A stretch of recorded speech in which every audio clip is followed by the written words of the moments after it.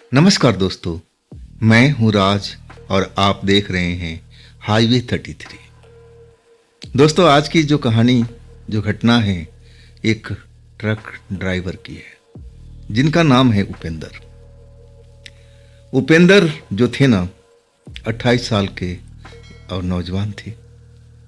शादी हुई भी थी और ना भी, क्योंकि उनकी पत्नी जो थी ना, अब उनको छोड़ करके अपने मैके जा चुकी थी और वापस आने का नाम नहीं ले रही थी। अब कोई होगा पर्सनल मैटर, उसमें नहीं जाते हैं। अब जो उपेंद्र थे ना, अब एक तरह से भगवान जी से नाराज रहते थे, ईश्वर को मानते थे। लेकिन जब उन पर दुख तकलीफ ऐसा आने लगा, जब उनके घर के साथ में कुछ अजीबोगरीब चीज़ होने लगी, उनके पिता बीमार पड़ने लगे और दवा दारू में बहुत रुपया लगा था। ईश्वर को मानते थे, जब भी मौका मिलता था भगवान के मंदिर पर जाती, पूजा पाठ करते थे, बहुत आस्था रखते थे। लेकिन सब कुछ मानने के बाद में जब ईश्वर उनकी मदद नहीं कर रहा था, तब एक और दुख की घड़ी आ गई। उनकी जो पत्नी थी, शादी को मात्र अभी 1 ही साल हुआ था और वो एक तरह से उपेंद्र को साथ छोड़ दिया। वो कहने लगे कि मैं तुम्हारे घर पे नहीं रहना, मैं अपने मैके जा रही हूं। अब माता पिता ने समझाया कि चलो, गुस्सा से गई है, जाके अपने पत्नी को ले आओ। उपेंद्र गए भी उसको मनाने के लिए, लेके आने के लिए, लेकिन वो नहीं आई। तब पता चला कि उसका चक्कर किसी और के साथ में चल रहा था। वो तो गलती से शादी करके यहां पर आ गई थी। अब जो उपेंद्र थे ना, दिमाग उनका एक तरह से खराब रहने लगा। बड़े कष्ट में माता पिता का एक तरह से इलाज और ऊपर से पत्नी का सदमा अब उनसे बर्दाश्त नहीं होता था। और तब उन्होंने एक तरह से ईश्वर से, भगवान से इकट्ठी कर ली कि अब मैं तेरे दर पे नहीं आऊँगा, तेरे मंदिर के सीढ़ियाँ नहीं चढ़ूँगा, ना ही पूजा पाठ करूँगा। तूने मेरे साथ में अब कुछ किया ही नहीं। अब एक तरह से ईश्वर को त्याग दिए थे। और हाँ, वो चीज़ जो था भूत प्रेत, वो भी मानते नहीं थे। वो कहते थे कि इस संसार में ईश्वर के अलावा कोई होता ही नहीं है। लेकिन अब ईश्वर को भी भूल चुके थे, भूत प्रेत को पहले से नहीं मानते थे। उनका कहना था कि मैं जंगल झर में गुजरता रहता हूँ अपना ट्रक लेकर के, अगर भूत प्रेत होते तो मेरे पास आते ना। मैंने तो आज तक कभी देखा ही नहीं है। जो भी उनका ड्राइवर दोस्त कोई घटना बताते कि मेरे साथ में ऐसी घटना घट गई, तो उन पर विश्वास नहीं करते थे, हंसते थे। अरे ऐसा कैसे हो सकता है, तू झूठ बोल रहा है। मैं भी तो रात को अकेले ही सफ़र पकड़ता हूँ, अकेले ट्रक चलाता हूँ। अब मुझे ना तो कोई चुड़ैल मिली, ना कोई ऐसा शक्ति मिली जो मुझे लगे कि हाँ भूत प्रेत है। किसी बात पर विश्वास करते ही नहीं थे। लेकिन उनका जो वक्त था ना, बड़ा ही खराब चल रहा था। टाइम बहुत ही विपरीत चल रही थी, नुकसान पर नुकसान उठाए जा रहे थे और उनका ट्रक भी कई बार धोखा दे चुका था। इंजन में कोई न कोई ऐसी खराबी आ जाती कि बीच रास्ते में ट्रक रुक जाता था। बड़ा परेशान हो जाते थे। अगले दिन मैकेनिक को लेके आते शहर से, और तब जाकर के उनका ट्रक सही हो पाता था। मतलब पैसा कौड़ी जो भी था ना, बर्बादी की ओर चलता जा रहा था। कमाई तो अठन्नी और खर्चा और रुपया वाला बात हो गई थी। खैर, हम उस सफ़र पे आते हैं। ये तो इनकी बात हो गई। लेकिन अब सफ़र जो था उनका ना, झारखंड से शुरू हुआ था। झारखंड से माल लोड करके वो उत्तराखंड के शहर में जा रहे थे। अब फैक्ट्री का माल लोड था, फैक्ट्री में माल उतारना था। लगभग जो टोटल सफ़र था 1400 किलोमीटर के आसपास का था, झारखंड से उत्तराखंड का। और उसमें से वो 1250 के आसपास किलोमीटर या 1300 के आसपास किलोमीटर सफ़र कर लिया था। अकेले ही ट्रक चलाते थे, अपना खुद का ट्रक था। और कई बार लड़के भी साथ में होते, लेकिन लड़का उनकी अब रोक नहीं पाते थे। ना जाने क्यों, 1 आध महीना जरूर नौकरी करते थे और फिर ट्रक छोड़ करके चले जाते थे। और तब से उन्होंने किसी का सहारा लेना ही बंद कर दिया कि जो होगा देखा जाएगा, मैं तो अकेले 10 के बराबर हूँ। आज सही में वो शक्तिशाली इंसान थे, लंबे चौड़े, हष्ट पोस्ट। अब वो अपना सफर जो झारखंड से शुरू किए थे ना, अब उत्तराखंड में आ चुके थे। बॉर्डर पार कर लिए थे और लगभग अभी जो उनका सफर था ना, 150-200 किलोमीटर का और बाकी रह गया था, जहां पर वो फैक्ट्री में माल उतारने वाले थे। अब रात का करीब 9 बज रहा था। अब अंधेरा तो हो चुका था, गर्मी का दिन था और अपना एकदम इत्मीनान से ट्रक चलाते हुए चलती जा रही थी। भूख भी लग रही थी उनको और दूसरी चीज था कि हर रोज दारू पीने के आदी थे वो। ऐसा कोई दिन रात नहीं निकलती जब वो दारू ना पीते हो, लेकिन दारू पी करके उन्होंने आज तक अपने ट्रक के अंदर सवारी नहीं किया, चलाते नहीं ट्रक को। और दूसरी चीज, ट्रक के केबिन में कभी उन्होंने दारू पिया तक नहीं था। ये जो काम करते ना, ट्रक से बाहर करते थे और रात के ही अक्सर करते थे। रात को 11 बजे 10 बजे अब दारू का पैग लगाते, खाना खाते और फिर आराम से चादर तान के सो जाते। सुबह 4 बजे के अलार्म लगा के रखते थे और नहीं तो किसी ढाबा पर रुके तो ढाबे वाले को बोल देते थे कि 4 बजे उठा देना, और फिर वो 4 बजे से अपना सफर शुरू कर देते थे। जो रात का 4 घंटा जो आराम किए थे, और वो सुबह में वो मेकअप करने लगते थे और ऐसा कर भी लेते थे। खैर, उस रात का बात जब उत्तराखंड में प्रवेश कर गए थे और बड़े इत्मीनान से ट्रक चलाते हुए अब अपने मंजिल की तरफ बढ़ रहे थे। लगातार मंजिल नज़दीक आता जा रहा था। भूख लग रही थी और 9 बजने के बाद दारू का तलब लग जाती थी उनको। शरीर में जैसे बेचैनी हो जाती थी कि अरे अब दारू पीते हैं, छोड़ो, बहुत ट्रक चला लिए।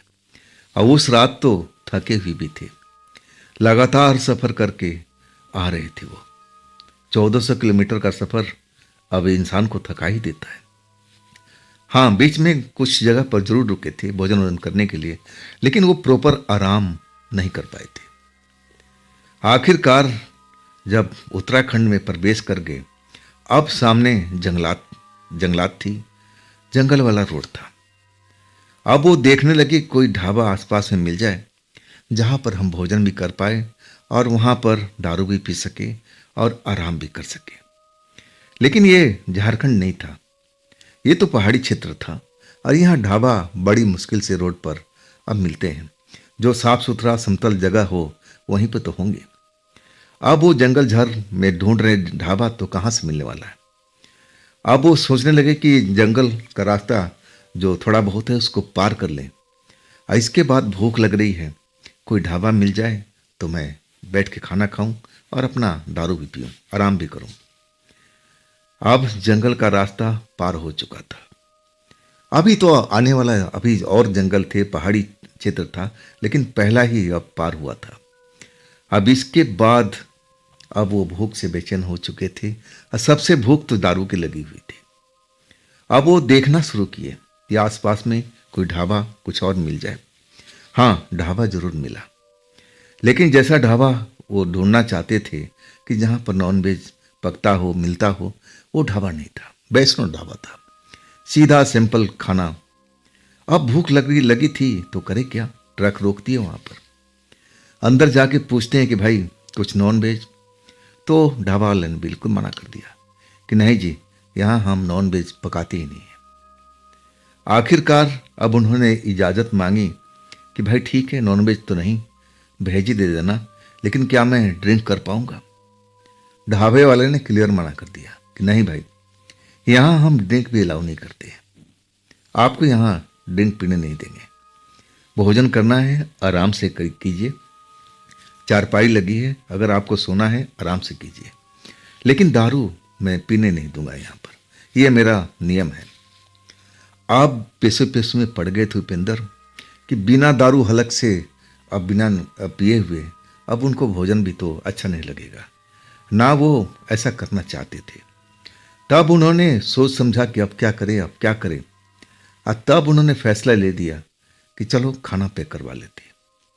खाना पैक करवा करके इसी रास्ते पर आगे जाते हैं, कहीं ना कहीं उचित स्थान मिल जाएगा जहाँ पर पानी भी हो, बिजली भी हो, लाइट भी हो, और वहाँ अपना ट्रक रोक देंगे। साफ सुथरा जगह देख करके भोजन भी करेंगे, दारू भी पिएंगे। हाँ, गर्मी का दिन है, कोई ठंडी थोड़ी है कि हमें ट्रक के केबिन में जाकर सोना है। यहीं पर अपना दरी बिछा लेंगे और ठंडी ठंडी हवा जंगल की चल रही है तो बड़ा अच्छा लगेगा, नींद भी अच्छी लगेगी। अब प्रोग्राम तो बना लिया, खाना भी पैक करवा लिए और इसके बाद अपना ट्रक पर चल पड़े। कुछ देर चलने के बाद आधा पौन घंटे का सफ़र किया। अब फिर उनको एक ऐसी जगह दिखाई पड़ी। रोड के बाईं साइड किनारे पर अब एक तरह का पुराना सा मकान उनको दिखा जो बिल्कुल खस्ता हालत में था और ना तो वहाँ कोई दिखाई दे रहा था। ऐसा अब उनको लगने लगा कि ये मकान में ज़रूर कोई रहता है, लेकिन वो मकान तो ऐसे ही बहुत दिनों से अब खाली पड़ा हुआ था। देखने में पुराना लग रहा था, लेकिन वो भूखे थे, ऊपर से दारू का भूख ज़्यादा ही लगा हुआ था। अब वहाँ पर साफ सुथरा जगह उनको एक नज़र आया जो पेड़ था, बरगद का जैसा ही पेड़ था और वहाँ पर साफ सुथरी जगह थी। अब ऐसा लगा कि बस यही एक जगह है जहाँ पर आराम से रात अपना व्यतीत कर सकते हैं। हवा भी अच्छी चल रही है तो कोई दिक्कत परेशानी नहीं। और केबिन के अंदर में तो सोने की कोशिश भी नहीं करते थे वो। जब भी सोते थे तो ढाबा पर चारपाई पे, और लेकिन वो ढाबा तो अब पीछे छूट चुका था। अब वो अपना सारा सामान ट्रक से निकाले। दारू तो अपने पास में एडवांस में रखते थे वो, और पूरा थैला वैला निकाल करके और उसी पेड़ के नीचे अब एक तरह से अपना दरी बिछाते हैं। चांदनी रात है, आसमान में चांद पूरा निकला हुआ है। रोशनी की ऐसे कोई ज़रूरत भी नहीं थी। अगर रोशनी ज़रूरत पड़ती तो उनके पास में वो भी इंतजाम था, लेकिन वो ज़रूरत ही नहीं पड़ी। चांद की रोशनी काफ़ी थी। अब इत्मीनान से अपना दारू की बोतल खोलते हैं, खाना निकालते हैं, धीरे धीरे पैक लगा करके, और 2-4 पैक तो लगा ही चुके होते हैं। अभी खाना पूरी तरह से खाए नहीं थे, बस कुछ ही निवाला लिए थे। अभी तो स्वाद ले रहे थे दारू के साथ में, चखने के साथ में। और तभी वहाँ पर 2 बड़े बड़े से बच्चे दिखाई दिए जो लगभग 18-19 साल के रहे होंगे। और वो बिना शर्ट के, हाँ पैंट अब पहन रखे थे, पुराना सा पैंट, और दोनों नंगे बदन आकर के अब उनके पास में मंडराने लगे। और सबसे अलग बात उनको कर रही थी कि दोनों की हाइट लगभग एक ही बराबर की थी। घुंघराले घुंघराले बाल थे और चेहरा जबकि बिल्कुल सांवला सा दिख रहा था रात के टाइम में, चांद की रोशनी में। हाँ, उनकी आंखें जो थी ना, किसी जानवर की तरह रात में चमक रही थी।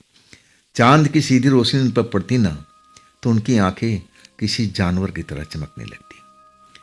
अब ये जो 2 बच्चे को देखे ना, बड़े बड़े से बच्चे को जो उनके पास मंडरा रहे थे, तो उनको लगा कि अरे ये बच्चे भूखे हैं और ये जो घर है शायद इसी में रहते होंगे। गरीब बच्चे हैं, चलो इनको भोजन दे ही देते हैं। अब दयालु तो जरूर थी, अपने हिस्से में से वो भोजन कुछ निकाल करके और उनको एक तरह से देना चाहा। वो बच्चे उनके पास में आए, वो आ करके भोजन को देखा और फिर दोनों के दोनों बच्चे जहाँ से जिधर से आए थे और उधर ही भागते चले गए, भोजन को छुआ तक नहीं। बड़े आश्चर्य में पड़ गए कि भाई इनके लिए हम मटन चिकन कहाँ से ले आए, शायद इनको अब ये सीधा साधा भोजन पसंद नहीं आया।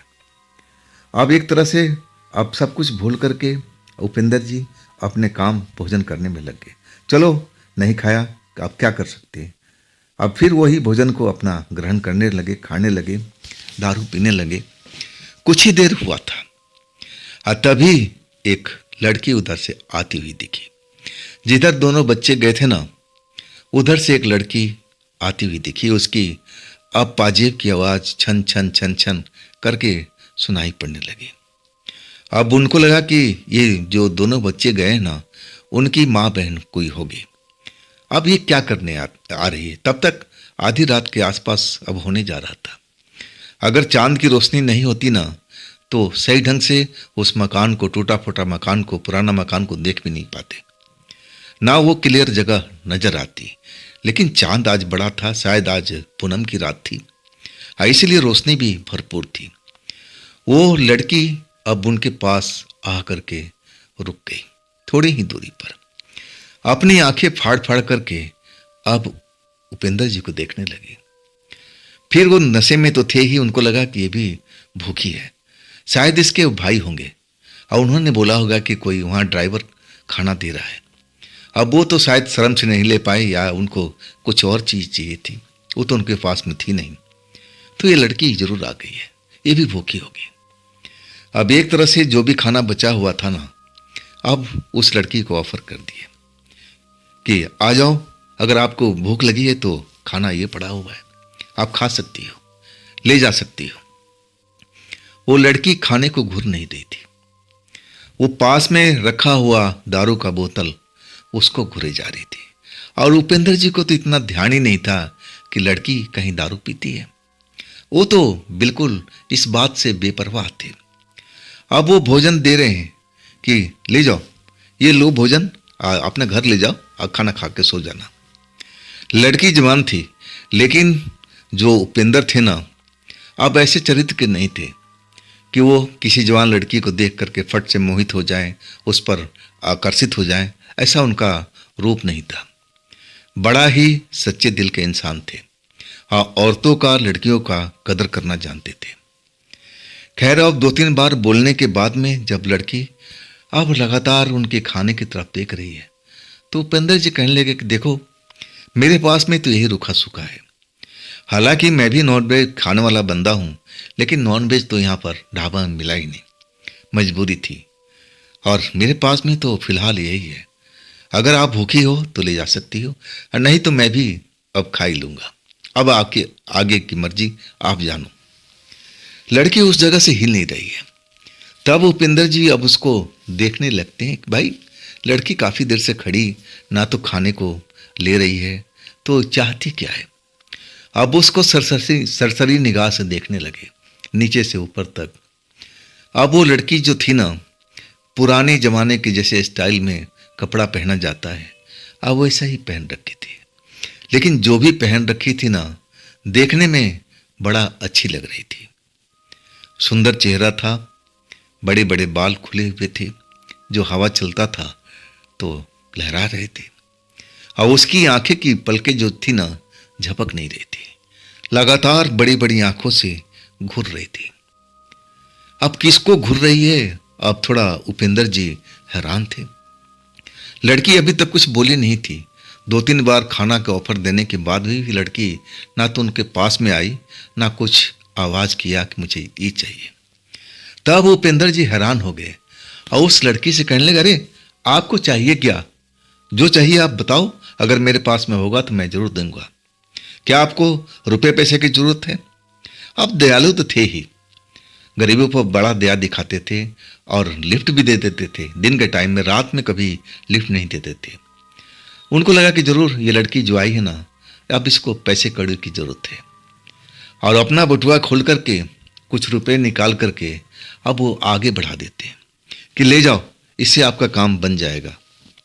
लेकिन लड़की उस रुपए की तरफ भी नहीं देखती है, लेकिन नजरें उसकी अब उपेंद्र जी के आसपास ही टिकी हुई है। उपेंद्र जी बड़ा हैरान होते हैं कि अब भाई, ना तो ये भोजन ले रही है, ना रुपया छू रही है, तो इसको चाहिए क्या। अब उपेंद्र जी अपने आसपास देखने लगते हैं कि ये घूर किसको रही है। अब लड़की से पूछते हैं कि भाई आपको चाहिए क्या, अपने मुंह से कुछ बोलो तो सही, अगर मेरे पास में होगा तो मैं जरूर दूंगा। लड़की पहली बार अब उंगली का इशारा करके बता रही है, और वो उंगली का इशारा कहाँ पर, जो दारू का बोतल रखा हुआ था, जिसमें से कुछ दारू तो पी रखे थे, लेकिन अभी भी बोतल जो थी उसमें दारू भरी हुई थी। अब जैसे ही उंगली का इशारा समझते हैं, देखते हैं, अरे ये तो दारू की बोतल की तरफ इशारा कर रही है। अब उपेंद्र जी ऐसे इंसान तो नहीं थे, वो सब कुछ देने को उस वक्त में तैयार हो जाते हैं, लेकिन दारू की बोतल उनके पास में इकलौती थी। अब वो कैसे दे सकते थे। दारू की अब उनकी चाहत थी, दारू उनकी जरूरत थी, तो दारू कैसे दे सकते हैं। अब वो हंस पड़े और कहने लगा, अरे नहीं नहीं, ये बोतल तो मैं किसी को नहीं दे सकता, यही तो मेरी जान है, इसके बगैर मैं तो जिंदा ही नहीं रह पाऊंगा। नहीं नहीं नहीं, तुम्हें क्यों दारू की जरूरत पड़ी है? क्या तुम लड़की हो कि दारू पीती हो? जो लड़की खड़ी थी ना धम से नीचे, अब उनकी जो लगाया गया था और जो भी कारपेट वगैरह बिछाए हुए थे, और उसी के पास जमीन पर धम से बैठ गई। और फिर बड़ी बड़ी आंखें करके और होठों पर जैसे अपनी जीभ फिरती हुई, मतलब दारू उसको पीना है। वो बोली नहीं थी, इशारा किया था उंगली के, और जब मना कर दिए तो धम से बैठ गई, बस बिल्कुल पास में। तब वो महसूस किए कि अरे इसके शरीर से कुछ सुगंध निकल रहा है। सुगंध ऐसा था ना कि ऐसा सुगंध उपेंद्र जी कभी महसूस नहीं किए थे। और उस सुगंध में ऐसा कुछ जादू था कि जैसे मोहित सा होने लगे थे उपेंद्र जी। जैसे ही वो सुगंध उनके नाकों में गया ना, तो सुगंध से एकदम मोहित सा होने लगे। दारू का नशा तो अभी पूरा चढ़ा भी नहीं था, अभी तो शुरू ही था, लेकिन वो सुगंध लड़की के कपड़ों से निकल रही थी या शरीर से निकल रही थी। सुगंध से बड़ा अब एक तरह से नशे में हो गए थे। और वो जैसे अपने आप को भूलती जा रहे। और वो लड़की जो उनको बैठ के देख रही थी, आप वो उस लड़की को घूरते जा रहे। वो लड़की अब ऐसा लग रही है कि राजकुमारी हो गई है, और उनकी अब एक तरफ से दिल को भरमाने लगी थी। रूप की तो देखने में अच्छी थी, बड़े घराने की लग रही थी, अब गोरा सा चेहरा, सुंदर सा चेहरा, बड़ी बड़ी आंखें, लेकिन वो ऐसे किसी लड़की को गलत निगाह से देखते नहीं थे। लेकिन ना जाने उस लड़की के शरीर से जो सुगंध फूट रहा था ना, अब उसकी सुगंध से उनका ईमान डोलने लगा था। अब उस लड़की के प्रेम जाल में फंसने लगे थे। अब लगातार लड़की को नीचे से ऊपर तक अब नापने तोलने का कोशिश कर रहे हैं कि हाँ, ये तो लड़की बहुत ही खूबसूरत है, मैंने तो इस निगाह से इस लड़की को देखा ही नहीं, और ये दारू पिएगी, जरूर ये लड़की मुझ पर आकर्षित हो गई। अब उनके मन में अलग ही ख्याल आने लगा, उल्टा पुल्टा ख्याल आने लगा, और वो सोचने लगे कि जब मेरे से आकर्षित हुई है तभी तो मेरे इतने नज़दीक आके बैठी है, और ऊपर से ये दारू का डिमांड भी कर रही है। जरूर अगर इसको मैं दारू पिला दूंगा ना तो मेरे पास में आ जाएगी, मुझसे दोस्ती कर लेगी, और फिर हम एक हो जाएंगे। मन में ख्याल पुलाव अब उनको आने लगा था, और ये सब अचानक हुआ था उनके साथ में, जबकि ऐसे सोच भी नहीं सकते थे। आखिरकार वो लड़की हाथ बढ़ा करके और उस दारू का बोतल को अपने हाथ में पकड़ लिया। कुछ नहीं बोले उपेंद्र जी, बस उसकी तरफ मुस्कुरा करके देख रहे हैं कि अरे ये तो बड़ा ही सुंदर लड़की है, काश मेरी ये पत्नी होती, मेरी प्रेमिका होती, काश ये मेरे साथ में रात बिताती तो कितना आनंद आता। और वो लड़की के हाथ से दारू का बोतल फिर छीनने की कोशिश करते हैं कि लाओ, तुम कैसे पूरी पूरी दारू पी जाओगी, मैं तुम्हें दारू देता हूं ना। जिस गिलास में पीते थे और उस गिलास में फिर दारू ढार करके पैक बना करके, एक तरह से पटियाला पैक, और उस लड़की को ऑफर करते हैं कि लो, ये लो, मैं बना के दे रहा हूं ना। लड़की गिलास को पकड़ती है, चेहरे पर मुस्कुराहट आ जाती है, और वो सीधा गिलास गटक जाती है। फिर गिलास को उपेंद्र जी को पकड़ा देती है कि और लाओ भाई, इतने में मेरा काम कुछ भी नहीं हुआ, जैसे वो कह रही हो। लेकिन एक लफ्ज भी वो लड़की अभी तक बोली नहीं थी, सिर्फ इशारों से काम चल रहा था। आखिरकार उपेंद्र जी अब एक तरह से उस लड़की के बस में आ चुके थे। वो सुगंध का ही कमाल था जिससे वो मोहित हो चुके थे। दूसरा पैक बना के देते हैं लड़की को, दूसरा पैक भी पी जाती है, तीसरा पैक बनाते हैं, तीसरा भी पी जाती है। और इसके बाद उनको परवाह नहीं होती कि दारू की बोतल, अब मैं इसमें दारू कितना बचा है, क्या वो भी पी पाएंगे कि नहीं पी पाएंगे। बस उस लड़की का इच्छा पूरा करना चाहते थे। आखिरकार जितनी दारू थी ना, सारी की सारी दारू पैक बना करके और लड़की को पिला चुके थे। और लड़की बिना चखना के, बिना कुछ नमकीन के दारू पीते जा रही थी, और आखिरकार वो बोतल खाली हो चुका था। अब फिर जैसे लड़की नशे में हो चुकी हो, और उनके जो दरी बिछा हुआ था, कारपेट बिछा रखे थे, और वहां पर सरकते सरकते अब उनके पास में आ जाती है और उनके गले में अपने बाहें डाल देती है। अब तो जो उपेंद्र जी, अब तो उनका मनचाहा मुराद मिल चुका था। वो समझे कि बस इनकी ये रूप से देख करके लड़की मोहित हो गई है। सुंदर थे, हठीला कटीला थे, स्वास्थ्य भी अच्छा था, और ये उनको लगा कि बस इनके रूप में मोहित हो गई लड़की। और तभी तो देखो दारू भी पी ली और फिर देखो मेरे पास में आके अपने बाहें डाल ली। अब और क्या चाहिए। रोड पूरा का पूरा सूना पड़ा था। उस रोड पर, जिस रोड पर जा रहे थे, हाँ बीच बीच में कोई ट्रैफिक जरूर गुजरती थी। जब वो देख लिया कि लड़की नशे में हो गई है, अब उनका मन का भाव जो था बिल्कुल बदल चुका था। अब उस लड़की को अब प्यार करना चाहते थे, लेकिन जो जगह था ना उपयुक्त नहीं था। हाँ कभी कभी रोड बिल्कुल खाली हो जाता था और रोड के किनारे बैठे हुए थे। अब इतना तो वो समझ चुके थे कि यहाँ पर इस लड़की से के साथ में प्रेम करना ठीक नहीं है, मुझे एकांत की जरूरत पड़ेगी।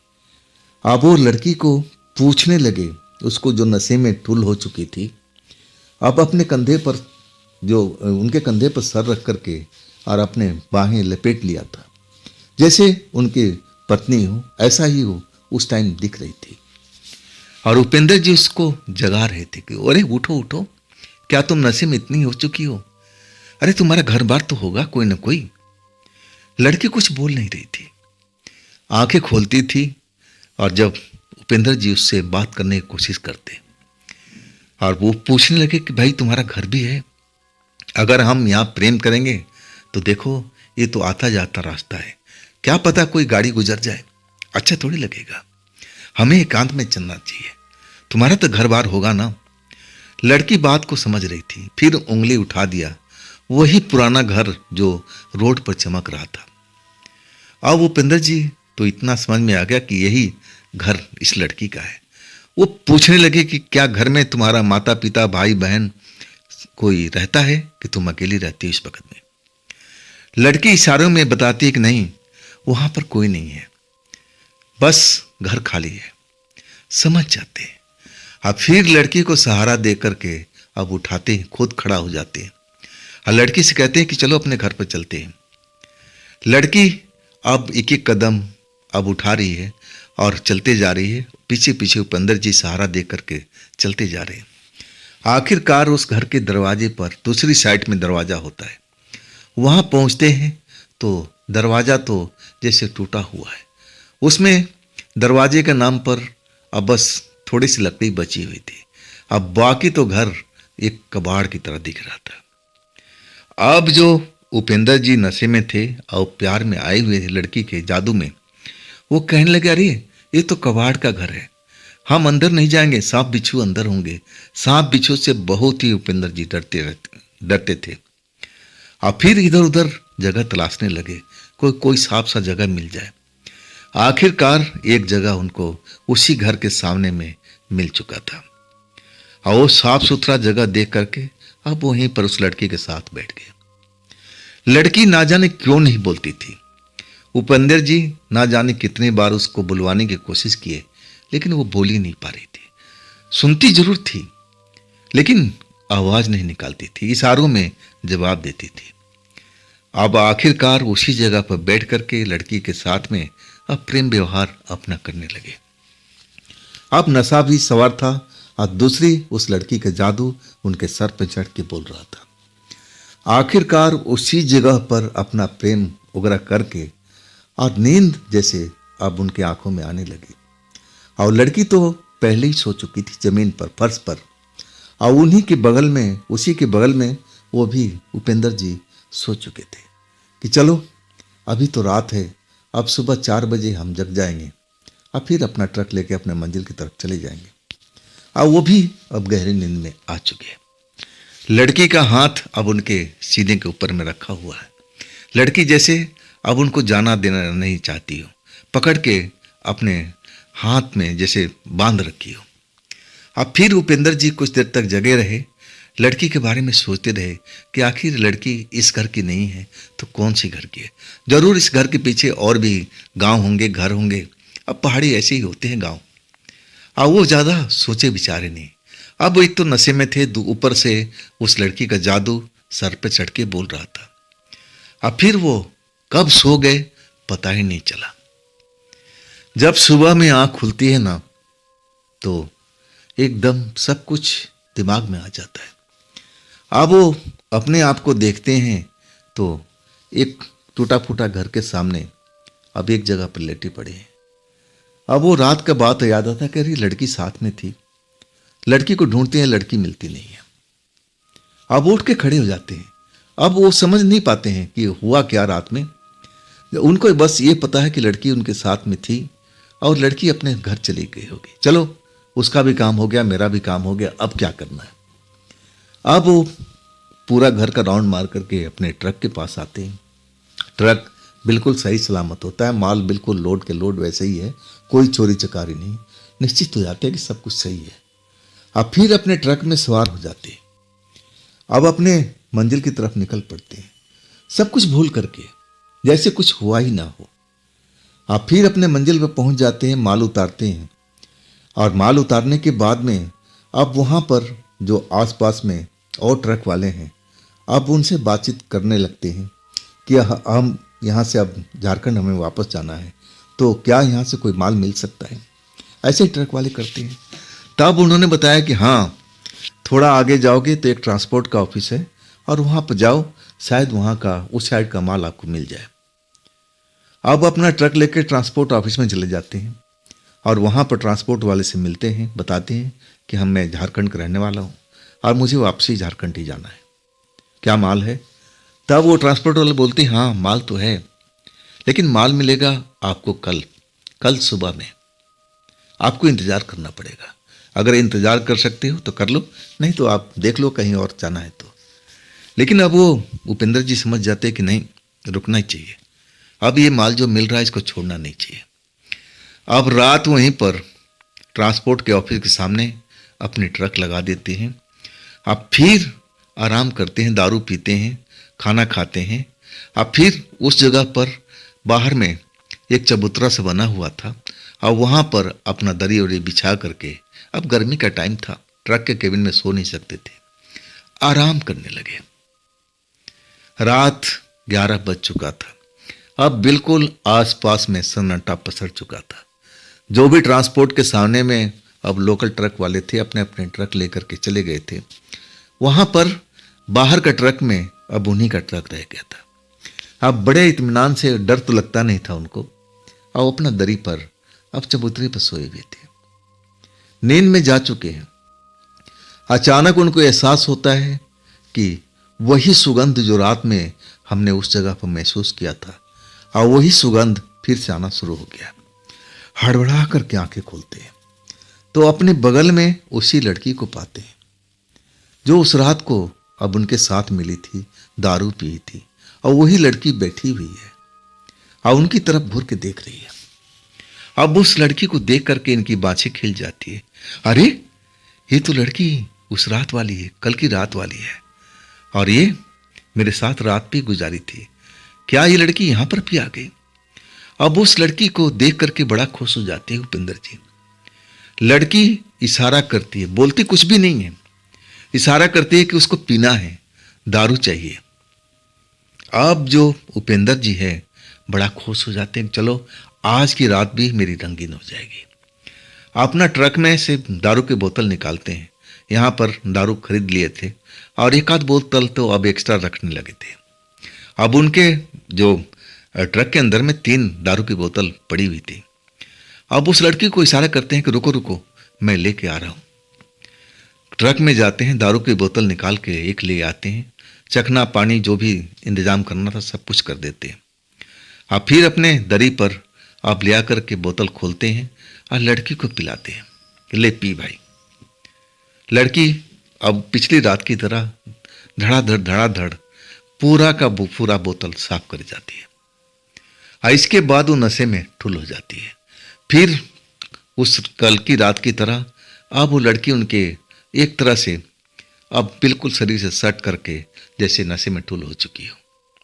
अब फिर वही उपेंद्र जी उस लड़की के साथ में करते हैं प्रेम व्यवहार, जो कुछ हो सकता है करते हैं।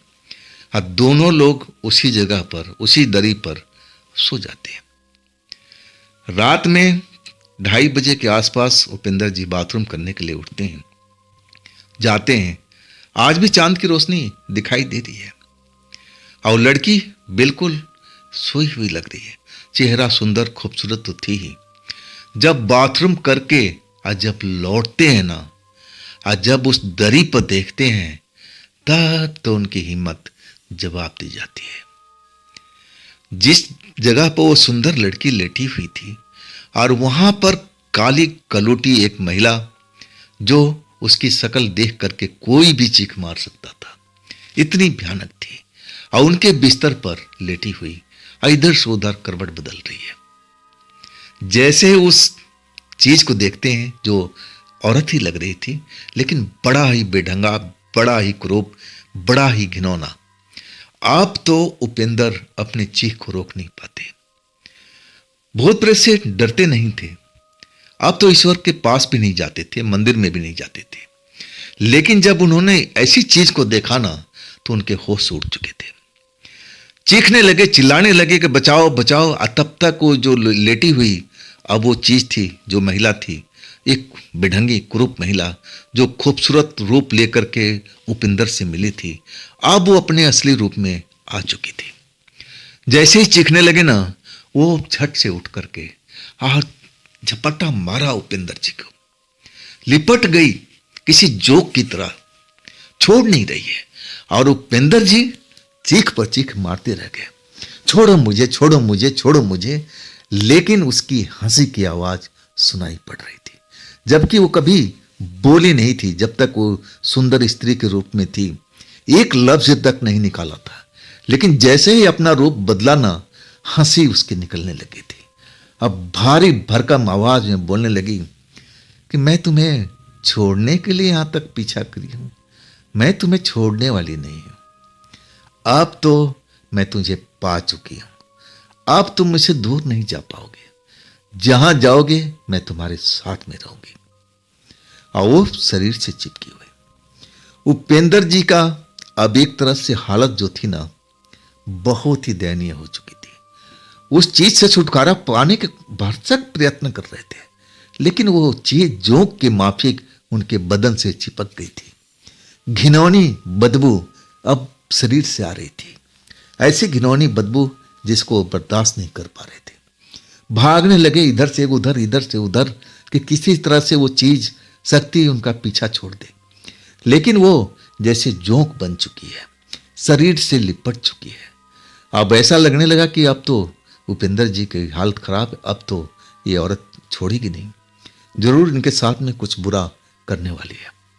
उपेंद्र जी डर के मारे चीख रहे थे, मदद मांग रहे थे, लेकिन उस टाइम में वहां पर कोई था ही नहीं। ट्रांसपोर्ट का छोटा सा ऑफिस था और आसपास में लोकल ट्रक खड़ा होते थे, सब के सब अपने घर द्वार चले गए थे।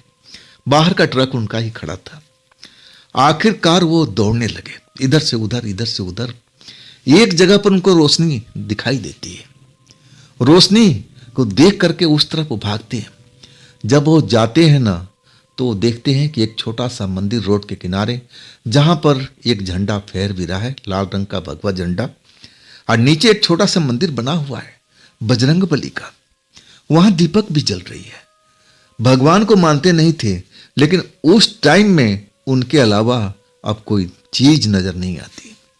सीधा भगवान के मंदिर में पहुंचते हैं और वहां पर जाकर के अब भगवान से गुहार लगाते कि हे बजरंग बली, आप मेरी रक्षा करो, आप ही मेरी रक्षा कर सकते हो इस औरत से, इस डायन से, इस चुड़ैल से। नहीं तो ये तो मुझे जोक की तरह लिपट गई, मेरा खून चूसती जा रही है, अब मुझे तो मार ही देगी। मंदिर के पास आकर के वो गिर जाते हैं, हाथ जोड़े हुए कि हे ईश्वर मेरी मदद करो, आप ही तो हो, आपके अलावा अब यहां कौन है मेरी जान को बचाने वाला। तब तक वो डर से या जो भी उनके साथ हुआ है, गिरने के बाद अब बेहोश से हो जाते हैं, कुछ भी याद नहीं आता है। हाँ, थोड़ी देर के बाद में लगता है कि वहाँ पर घंटी बज रही है और वहाँ पर बहुत ही प्रकाश हो चुका है, लेकिन उनकी आंखें बंद हैं, लेकिन वो एक तरह से ख्वाब देख रहे हैं। और उसमें से एक कड़कती हुई एक पुरुष की आवाज आती है, अरे इस बालक को छोड़, तू भाग जा यहां से, ये मेरे शरण में है। और इसके बाद वो जो झोंक की तरह वो आत्मा, वो चुड़ैल डायन जो भी थी उस वक्त में लिपटी हुई थी, और उनको छोड़ देती है, दूर चलती जाती है और सब कुछ महसूस करते हैं। और इसके बाद उनकी आंखें बंद हो जाती है, मतलब अचेत हो जाते हैं या बेहोशी में चले जाते हैं या उनको नींद आ जाती है। सुबह सुबह उनकी आंख खुलती है। आंख खुलती है कि वहां बजरंगबली का एक भक्त अब उनके ऊपर में पानी का छिड़काव करता है कि भाई कौन हो तुम, और इस मंदिर के पास में रोड पर क्यों पड़े हुए हो, बात क्या है तुम्हारे साथ में। तब उठते हैं, वो देखते हैं तो एक ग्रामीण है जो भगवान का पूजा करने के लिए मंदिर में आया है। तब अपना दुखड़ा बताते हैं कि देखिए मेरे साथ में 2 रात से ऐसा हुआ, मैं उस लड़की को तो पहचान ही नहीं पाया कि आखिर वो कौन है। इतनी सुंदर थी और एक तरह से मेरे मन को मोह चुकी थी, उसने मेरे ऊपर में कोई जादू कर दिया था, उसके शरीर से खुशबू फूटता था। वो जो ग्रामीण व्यक्ति पुजारी पूजा करने आया था वो सब कुछ समझ जाता है। अब फिर वो कहने लगा कि भाई देखो, तुम हनुमान जी के मंदिर के पास आकर के तुम्हें उस चीज से तुम्हें मुक्ति मिली है। अब मैं तो कहूँगा कि भाई आप हनुमान चालीसा का पाठ करते ना तो आप उस टाइम उस चीज से मुक्त पा सकते थे, लेकिन आपने, शायद आपको याद नहीं होगा ना आपने किया होगा, लेकिन आज से आप सब कुछ बोल करके हनुमान चालीसा पढ़ा कीजिए और उसमें आपको मदद मिलेगी। अब आप इस मंदिर पर आ चुके हैं ना, तो बजरंग बली ही आपकी रक्षा किया है, मैं तो इतना ही जानता हूं। इसके बाद उपेंद्र जी जो ईश्वर में आस्था रखना छोड़ दिए थे, अब उनकी आस्था फिर से लौट आई थी और एक तरह से मान बैठे थे कि उस रात अगर मेरी प्रभु ने मेरी रक्षा नहीं किया होता तो शायद मैं बचता नहीं। अटूट अब एक तरह से आस्था अपना चुके थे, खास करके बजरंग बली जी से। इसके बाद वो माल लेकर लौटते हैं। अब उपेंद्र जी बताते हैं कि मैं लगातार अब ट्रक में अब बुरे कामों को छोड़ चुका था, नॉन वेज भी मैं खाना छोड़ चुका था, दारू तो सेवन में बंदी कर चुका था। आज जब भी रात होती ना, शाम होती, तो बजरंग बली का मैं स्तुति करता, हनुमान चालीसा पढ़ता और पूजा पाठ करता। इसके बाद मेरे घर में एक तरह से जो पहला जैसे सब कुछ था, धीरे धीरे सब वापस आने लगा। मेरे माता पिता को जो बीमारी थी और वो भी अब ठीक होने लगी। और जो मेरी पत्नी मेरे से रूठ करके अपने मैके भागी थी, उस अब लोग बात कहते थे कि उसका कोई दूसरा आशिक है, लेकिन वो सब बातें सब मनगढ़ंत थी, सब झूठ था।